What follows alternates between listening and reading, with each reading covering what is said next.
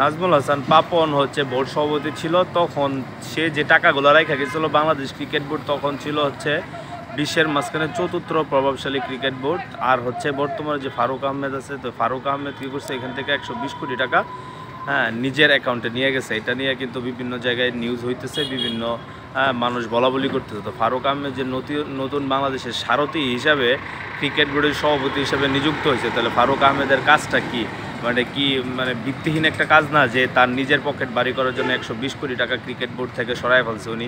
তাই এটার জন্য ফারুক আহমেদের বিরুদ্ধে যথাযথ একটা পদক্ষেপ নেওয়া উচিত। কারণ হচ্ছে সে নবনিযুক্ত বাংলাদেশের স্বপ্ন সারথি হিসাবে যদি এই কাজটা সে করতে পারে, তাহলে ফারুক আহমেদ যতদিন আছে এইখান থেকে আবার কি বোর্ড থেকে অনেক টাকা পয়সা নিয়ে যাবে। এই জন্য বোর্ডের কত টাকা আছে সেটা হচ্ছে দুদক ভালো করে প্রকাশ করা উচিত, বা এটা হচ্ছে জনসম্মুখে পাবলিশ করে দেওয়া উচিত যে বাংলাদেশ ক্রিকেট বোর্ডের এত টাকা বর্তমানে ক্রিকেট বোর্ডের অ্যাকাউন্টে আছে।